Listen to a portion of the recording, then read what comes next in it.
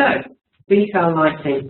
I just wanted to start, for those of you that don't know much about PhotonStar, and I apologise to whoever it is on the dial-in on the telephone. If you can't see the presentation, I will try and explain as clear as I can.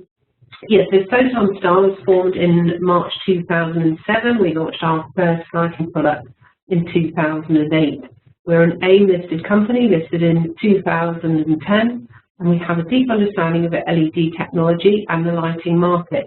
Although we don't specifically produce lighting products only, we also make LED technology for a number of other applications.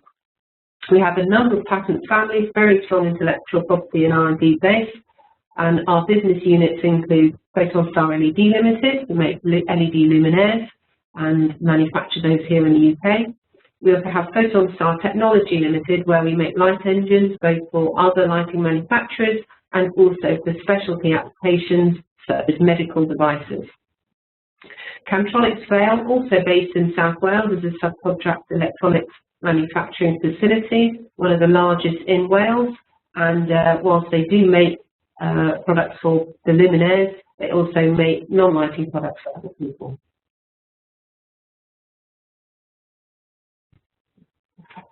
So our objectives for retail lighting, we have to put those into two camps, and throughout the presentation we'll be referring back to these key principles. We have to reduce costs, and those costs can be energy, it can be waste, and that can also be wasted materials and components for lighting, and also reducing wasted costs in terms of staff absences and sickness. We want to increase sales, and we can do that through creating a better brand identity, increasing footfall through the retail spaces, and increasing product sales by using lighting creatively.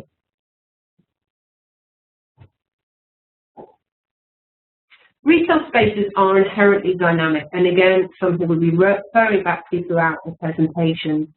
Not only do people move differently throughout the space, throughout the day, throughout the year, but the merchandising itself typically will be changed to meet the season and the availability of products. We also have contribution from the natural environment at its basic level, from light to dark through the windows, but also other contributing factors to do with weather and changes in building, changes in things like lorries going past the windows, that type of thing. And another part of our background principles is to remember that people evolve to thrive in dynamic natural light. And natural daylight is a changing light source which varies in colour, temperature and spectral distribution throughout the day. Typically it's about 2000 Kelvin at sunrise and sunset, and rises rapidly and maintains about 6000 Kelvin at noon, but it does depend where you are. And our eyes have evolved to perceive an object's colour and differentiate the colour when that is rendered by natural daylight. That's where our eyes function best. In addition, we now know that the colour and intensity of light actually entrains our circadian rhythm, our body clock, and that has other positive effects on our minds and our bodies throughout each day. And we will cover that with reference to retail lighting as well in this presentation. So we'll start by what is meant by colour quality. Well, first of all, let's understand what the questions are. Why are we trying to assess it for retail applications? The first thing is to understand how faithfully we are representing the products that we're selling. How natural do they appear? Are they as they would appear in daylight? Secondly, are they attractive? And this is really quite a different metric. Are they attractive? Are they appealing? How vivid do they appear? Thirdly, can we differentiate the colours? Can we spot a ripe banana from a less than ripe one? And then in addition to that, we also want to understand how the quality of the light will affect our non-visual responses. Why are we doing it? Well, we're doing it to achieve greater sales revenue, and potentially that could be through an improved emotional response to the lit environment. So to assess colour quality, we need to ask a number of questions. Does it appear natural under the artificial light source? Now, occasionally we don't want it to appear natural, but most of the time we would assume that that was the case. Can we identify subtle differences in shade under that artificial light source? And how vivid do those objects look? The problem is there are so many dimensions to colour rendering, including fidelity and saturation and discrimination of hues, that this topic is incredibly complex and very difficult for the person specifying lighting in a retail environment to keep perhaps the brand managers or marketers happy, as well as the architects and me consultants. So because we evolved to perceive colour rendered by natural daylight, typically we prefer the way that we prefer things that have been rendered by natural daylight or as close to it as possible. And with GLS lamps, that was really quite easy. They were very consistent. It wasn't difficult to understand the difference from one product to another. But now, fluorescent lamps and more so LED lamps are commonplace, and so we have to understand the metrics that were less important before. And as we start moving into colour tuning and dynamic colours, it's even more essential to understand how we can define colour and the responses and results we want in the retail environment. Now, there are a lot of ways of assessing colour rendering, but the four most common ones, and the ones we're going to cover today, are colour rendering index, which many of you will be very familiar with. We're also going to talk about gamut area index, and we'll touch on colour quality scale and full spectrum index. So colour rendition, this is actually about the light source. Colour rendering index is a positive measure of the ability of the light source to reproduce the colours of various objects faithfully, and most important to remember is this is in comparison with a reference source. That reference source could be natural, or it could be a black body radiator, and typically that is the case. So we do have to remember, what are we comparing it to? It is a comparison. So if you're wanting true rendering compared to midday daylight, then we have to look at the way this has been measured, and typically that's not what is used. Colour rendering index, most people are quite aware of the type of technologies that have very, very good colour rendering index. We know that incandescent lamps and halogen lamps are some of the highest performers, and low pressure sodium is pretty awful in that regard. But we also know that it's 100 is technically the best, and with natural daylight lamps and incandescent lamps, the only ones really that are truly 100. There are certainly LED products out there that are in the high 90s now, but let's dig a little deeper into that. So when we measure colour rendering index, we have to look at how each of these swatches have a colour is rendered in comparison to the reference source. Historically, this was the first 8 swatches that you can see on this image here, known as R1, R2, R3, R4, etc., to R8. These are then averaged to give you the RA, or the CRI, the colour rendering index. The problem is, with LEDs and newer light sources, this doesn't give a true indicator of how close to daylight or close to the reference source colours will be rendered. So it's now commonplace to ask for data for the more saturated colours, and particularly in retail environments, we want to know about the skin tone. So you can see we've added there R9 to R15.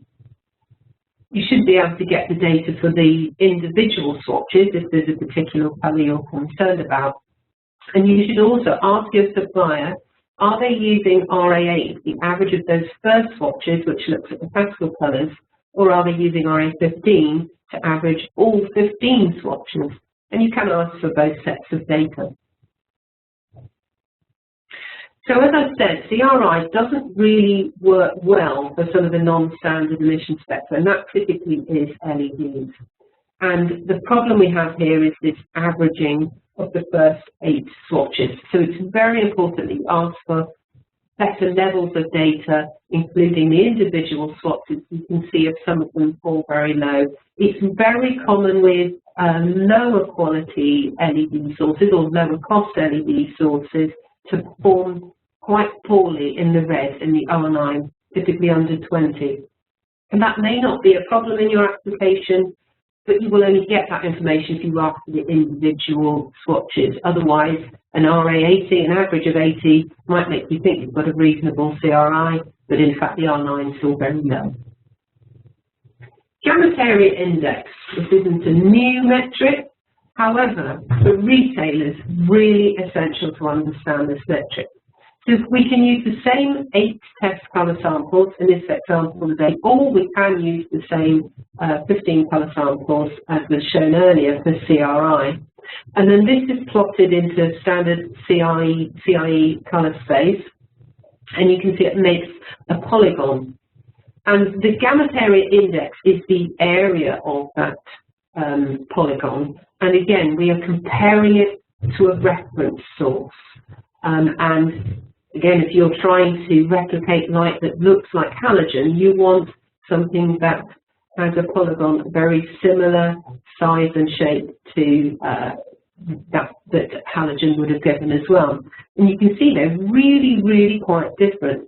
The spectrum locus on there, let me just get my little pointer. There we go. So this line here, going from here to here, this line, that shows the Planckian locus, so the white light area, and you can then plot all the different colours on for the swatches. And what we can see here is that RGB LED colour mix, this black box here, is actually incredibly close to daylight in this example. Yes, if you look at an individual warm white LED or cool white LED, those are really quite different in terms of gamut area index, although they do have a large area. So what is recommended is if you look at a good CRI score, 80 and above, and a good GAI score, then you're going to get both good color fidelity and color vividness. So a light score with a low gamut area index wouldn't just produce poor rendering, it's particularly the saturated colors. If you go the other way and the GAI score goes over 100, products can appear slightly unnatural and oversaturated. So again, to highlight, one of the highest performers here is a colour mix approach to white light LED. I'm going to show you an example shortly of those metrics put together. CQS, we're only going to touch on this, but CQS, instead of using the standard CRI swatch set, it has a new sample set there you can see, which is much more suitable for assessing LEDs in retail lighting, but it also applies a root mean square adjustment, so you get rid of the averaging problem that you've had with the standard CRI. This is particularly popular in the US, but isn't used by many of the manufacturers here, and very few people have data on their light sources in this regard. Full spectrum index, this is a measure of the light source to see how far it deviates from a reference source of an equal energy spectrum. And full spectrum index has been used in marketing terms in many misleading ways. What I would recommend is going and reading the National Lighting Product Information Programme document on full spectrum index. You can see on the slide there, we will send copies of that out afterwards. It digs out a lot of the myths that have marketers have claimed that products with very high full spectrum index are essential to sales and behaviour in retail environments, and it is in that document they dispel a lot of those myths, so it's really well worth reading. So of the 4 that we've looked at, again, it's an incredibly complex subject. What we can see is that no single metric can capture those multidimensional aspects. So to summarise, colour rendering index really looks at, it's a comparison to another light source, so it isn't an across-the-board standard colour rendering. Then we've got gamut area index, which looks at the volume in colour space. So this is looking at the vividness of the illuminated item underneath, and colour quality scale, which is better for more saturated colours but less used in the UK, and full spectrum index, which we do provide data on full spectrum index, but there are questions as to the claims as to how effective it is. So combination is the key, and I think this image really summarises it.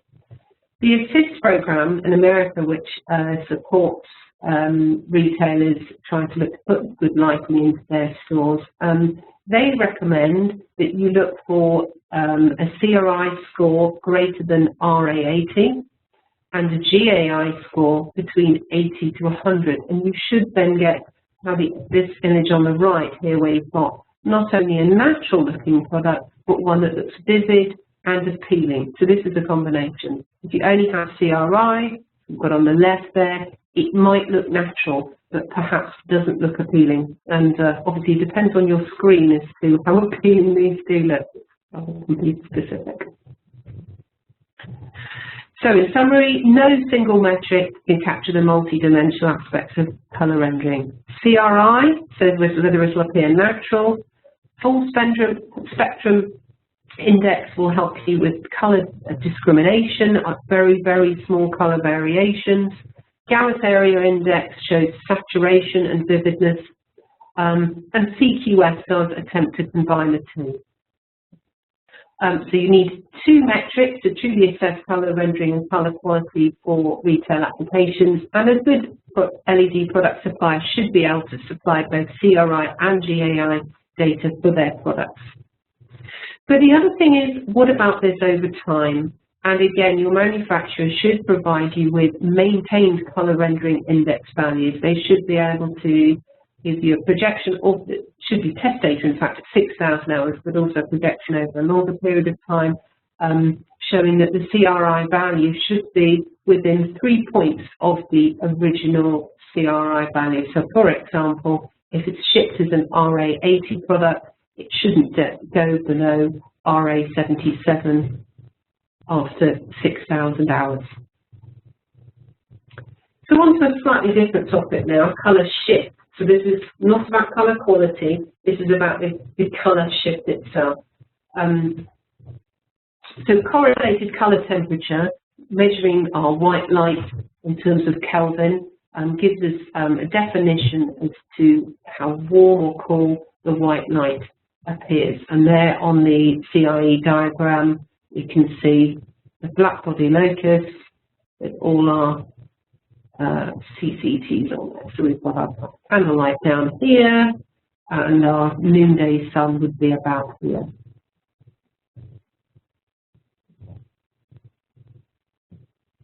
Okay. So people can perceive a difference in this colour temperature over time, and some people are more sensitive to this than others. But all light shifts will change colour over a period of time.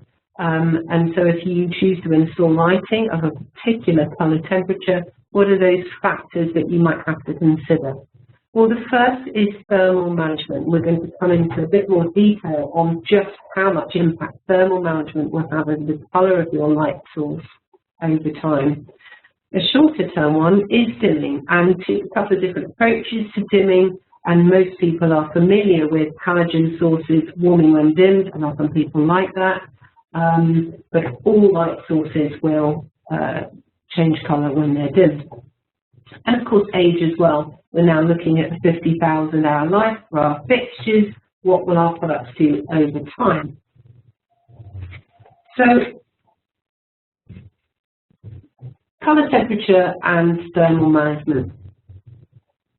It's absolutely essential that any LED-based product has a suitable thermal management design to the luminaire. This will ensure that the LEDs are operated at the correct junction temperature for the optimum performance over time.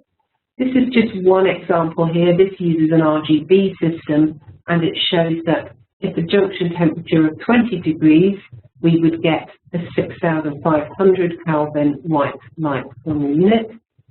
But if that junction temperature were raised to 80 degrees Celsius, the colour temperature would shift to about 7,200 Kelvin. That's a 25 macadam ellipse shift, and it moves us right off the Planckian locus. So we can see this is our shift to operate at 20 degrees C.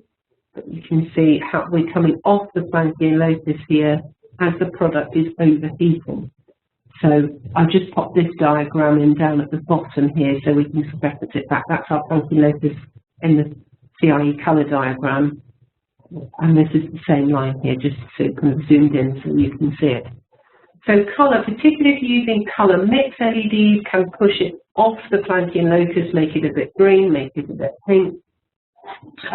But with white LEDs, typically, it also can push it off the Planckian locus, but it can move it up and down Planckian locus as well. So you may not get the colour you're expecting if you get a change in temperature, and that can be not just from ambient temperature in the room, it's typically from the design of the luminaire itself not being designed to manage the heat that is required.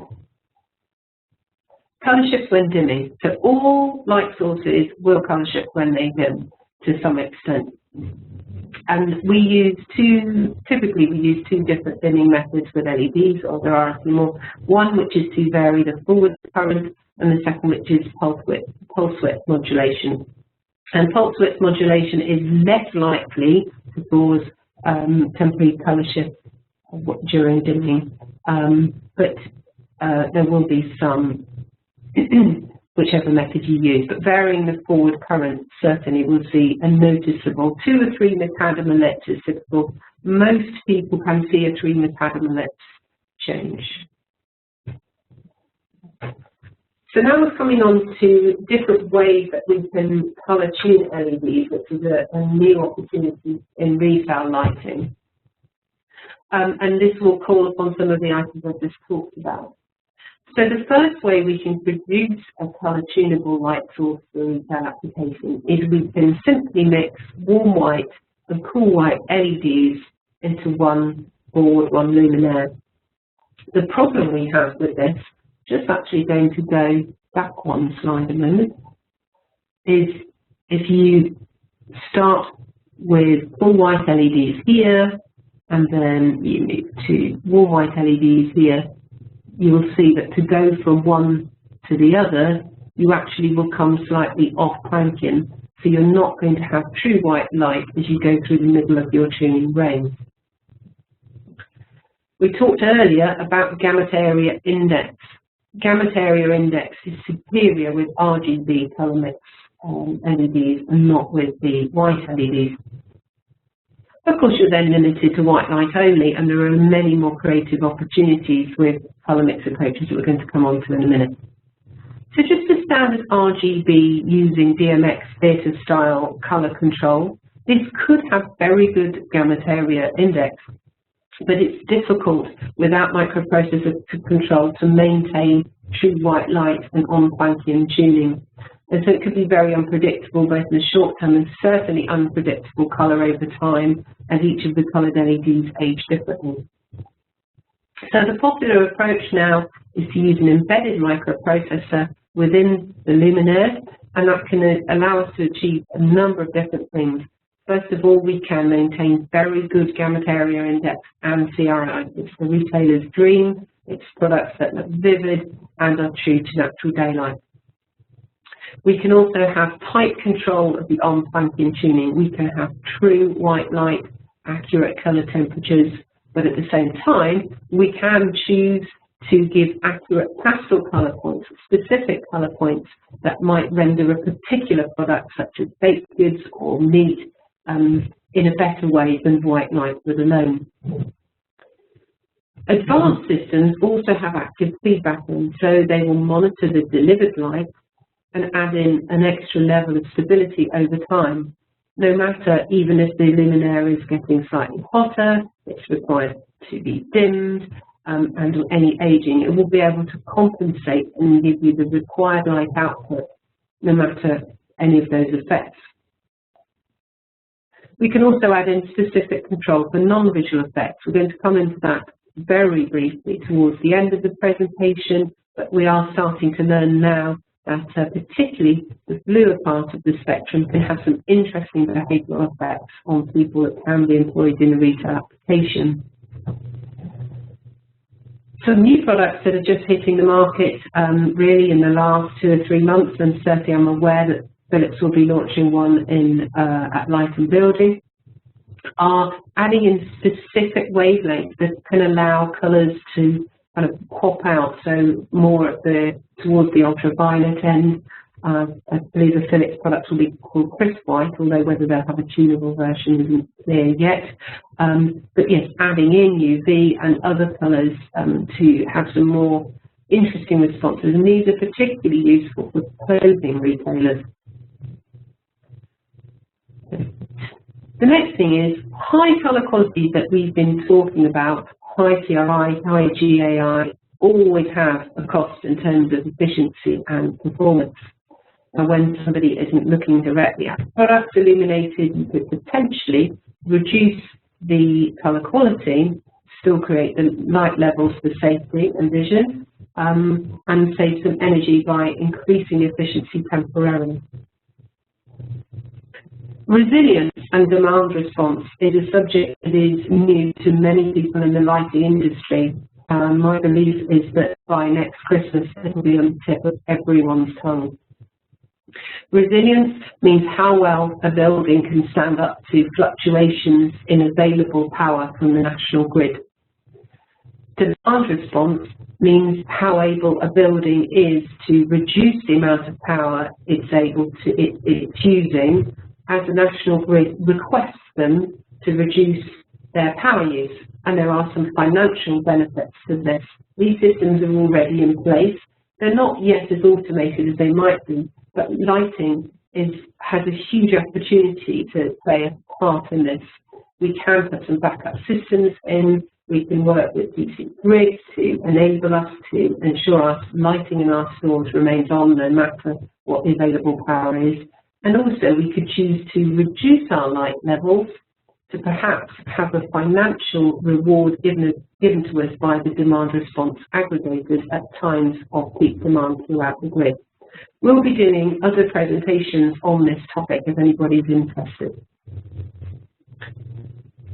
Of course, the other thing to consider is software control. Most of the dynamic solutions will enable people to have their own software that sits at head office level or local level, and we can look at some of the features that will deliver shortly. So colour mix LED, we keep saying that it's got better gamut area index, there's all these additional possibilities. But when we look at advanced colour mix LEDs, this is a tri-mix, a 3-colour mix LED example here. You see each point of this triangle will be where one of the LEDs sits, and you can then create basically any of the colours that sit within that triangle.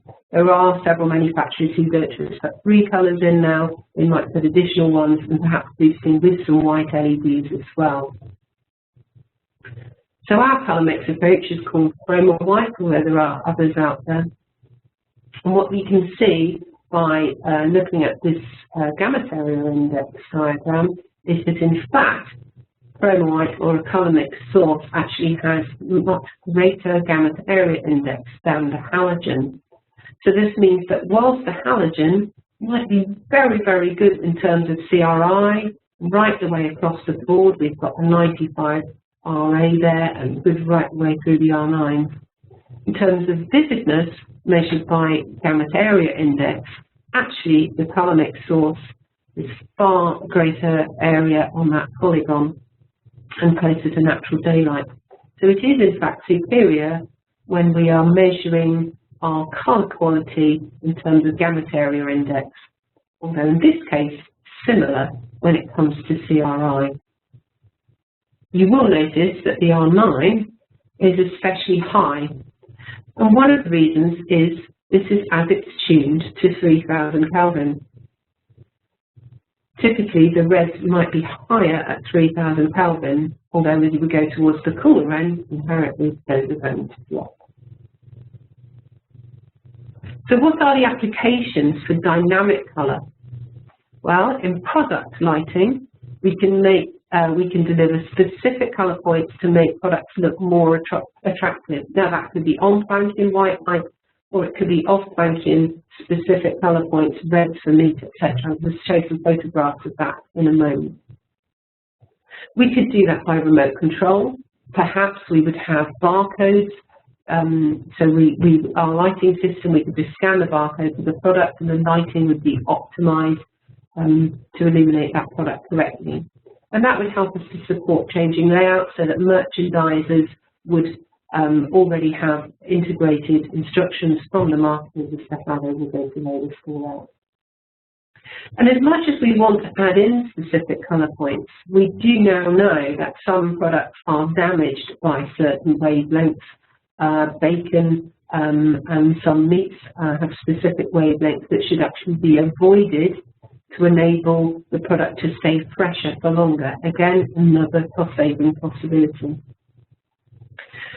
In the longer term, we could offer particular products to be illuminated with better quality, encouraging people to buy and spend more money. We can also support branding by adding in the particular colours to illuminate the area surrounding the product. Within the general store, the typical applications we're now installing are in fitting rooms and cosmetic lighting, and to enable the customer to interact with the lighting and choose whether they want a sunny beach day or mountain lighting, or whether they want to have a good look in their sitting room at home and see how they would appear in the clothes or the makeup. We can also look at the wavelengths within the light source, and we can deliver lighting that is very rich in blue light, and it's would increase alertness and other behaviour. There's ways that hunger can be triggered by monitoring and changing the spectral power distribution as well. Again, this is something that's incredibly in-depth, and many retailers are now researching this type of application, and we do separate presentations focusing on this. But in its simplest way, as we want to, within the lighting industry, create nice dynamic solutions, and we might have 2 or 3 different lighting systems in to be used for different types of day, the regulations make it very difficult for us to then achieve BREEAM status or other ways of measuring energy in a building, because BREEAM counts all lights as on. If you've got dynamic lighting, you're only counting it once, and you can get more BREEAM points.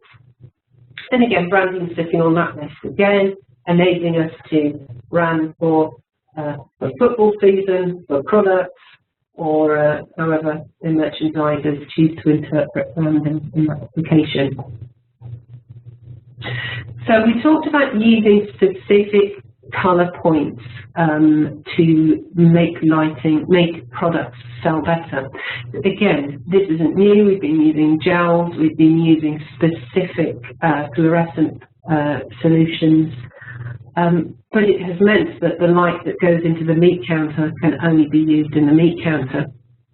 The new advanced colour mix LEDs with dynamic solutions mean that you can take a specific colour point that allows you to put the strawberries in a location one week and next week change it to lemons, and that lighting can be changed to achieve the specific colour point that is going to give the best impression of that product to the consumer. A term that I've dropped in, to resonate a surface with less energy, was one that was brought up at the recent BRE Retail Lighting Conference. And what they said there was, well, if you've got blue curtains that are on sale or red meat that's on sale, what you don't want to do is waste energy in a part of the spectrum that is not going to illuminate that product correctly. So again, it's another way of achieving some energy savings. So particular colour points, advances in GAI and CRI if appropriate, and the ability to resonate a surface with less energy. The last thing I want to touch on here is just, again, to introduce potentially another presentation, is to remind you of the non-image forming functions in the eye, and to look at what part of the colour spectrum we have to understand to know how we can trigger that. This image on the left are you can see the rods and the cones And just down here, you can see this purple one, the IPRGC. These are intrinsically photosensitive retinal ganglion cells. So these are non-image forming cells in the eye, do respond to light, and they were discovered just over 10 years ago here in the UK, and there has been an absolute wealth of research ever since looking at their function. And whilst we know they affect the body clock, what we also know now is they sit downstream of the rods and cones. So we can get some very short-term responses because of the responses of the rods and cones passing messages downstream into the IPRGC and creating some non-visual responses. So the IPRGC itself, this is the response curve here, so you can see it's 460, 480 nanometers that it is responsive to. It's very slow to respond, it's about 30 minutes.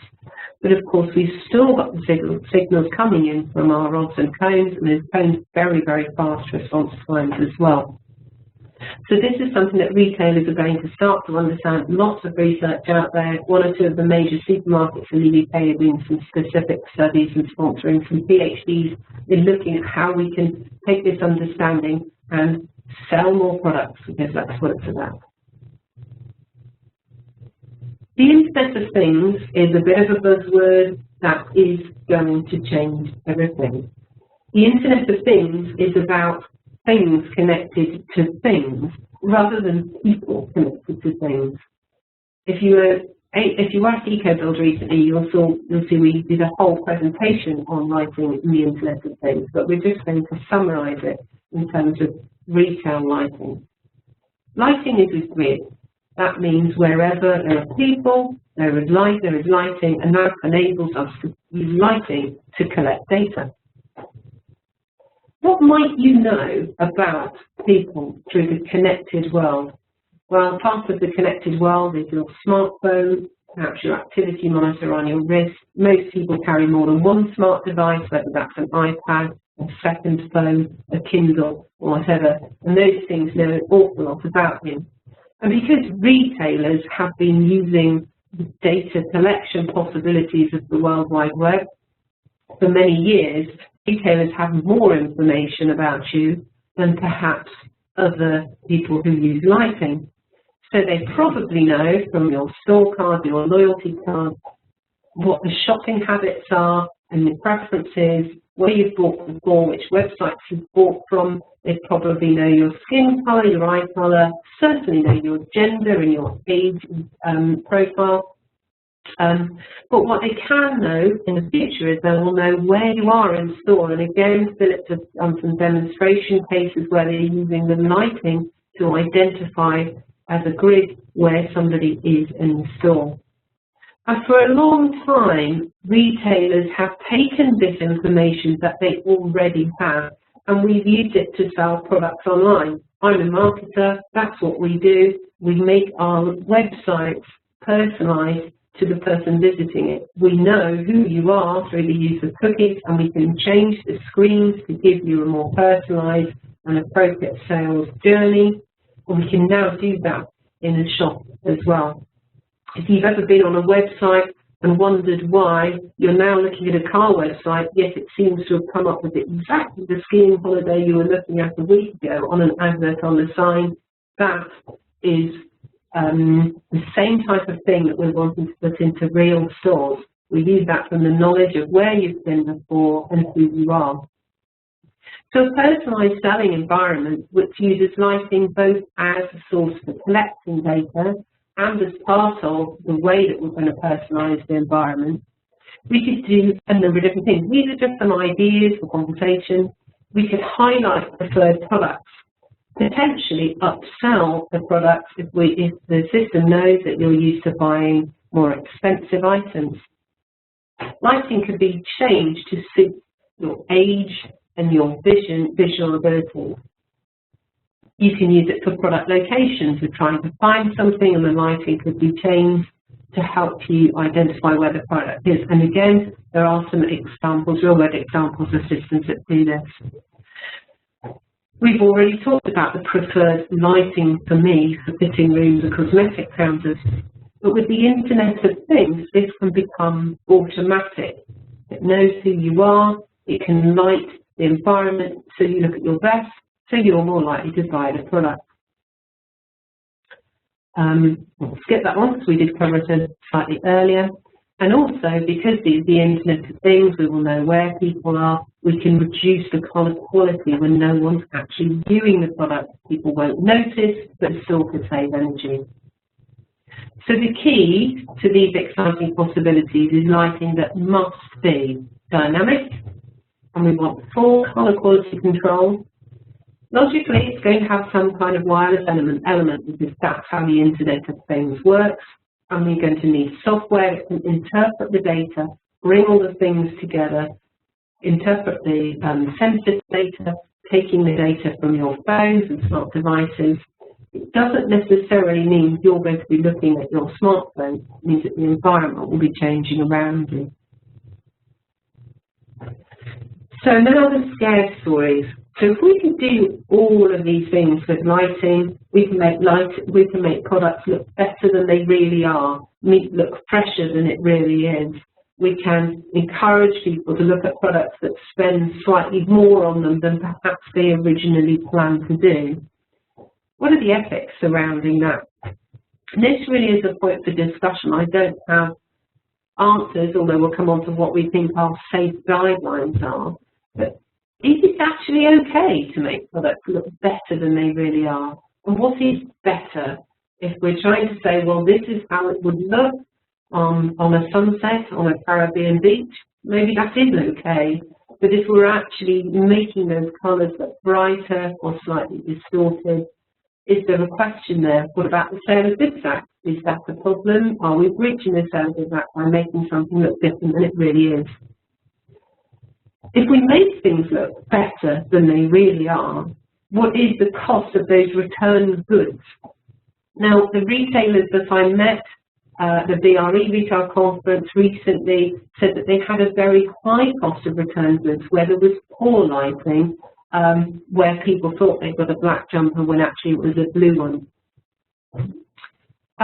Then we also have to discuss what are the ethical responsibilities that retailers have in providing natural and healthy lighting, not only for the that shop in their stores, but the people that work in their stores as well. As we start to understand the terrible effects that flicker has on a person, and also where these big shopping malls where there's typically no natural lighting, we just use one fixed white light. Are we disrupting people's circadian rhythms? They're often in there at night after work. Is this a problem? And what ethical responsibility do retailers have in this regard? Now, I don't know what the answers are to all those questions, but I do know that those questions must be asked, and they must be asked repeatedly, and the person specifying the lighting must be comfortable that they've given an answer that everyone's happy with. But we thought about what would we do to kind of play it safe. Well, actually, we would shift immediately to dynamic lighting. We know that's better for people. We don't think fixed white light is good for people where there's no natural daylight. We would try and target something where the gamut area index was genuinely similar to daylight, not too high, not too low, but genuinely similar to daylight, and the same with CRI. So we would look at a couple of metrics and try and match daylight. We would try and keep the white light on Plancian rather than distorting colours and making something look perhaps fresher or better than it was. And we could offer customers informed control where necessary so that they know that we have got a time-of-day system within our store, and we could offer them control of the lights in the fitting rooms and things like that so that they know that lighting is being changed to make them look better, and they might appreciate that. The question is, not only by bringing in connected lighting and more advanced light sources, but those ethical questions also apply to our current lighting solutions. And I believe that there are some risks now we know more and now we have more advanced systems, and that we have to put these things in place with our current lighting solutions as well. And then if we do all of this, of course, we can have a greener image with some positive PR for the retailer as well, where they can look at an environment that is healthier for their staff and for their customers, as well as saving energy. So we can turn this around to a positive by changing to more advanced technology. And that is the end of the presentation.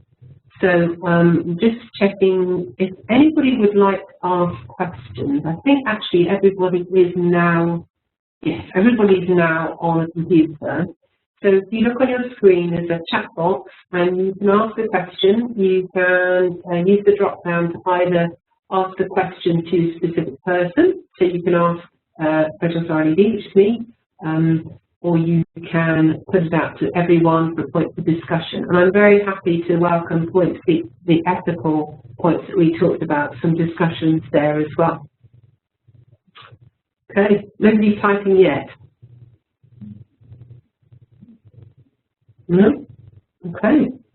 I'm just going to leave it another couple of minutes and see if anybody has any further questions. Okay.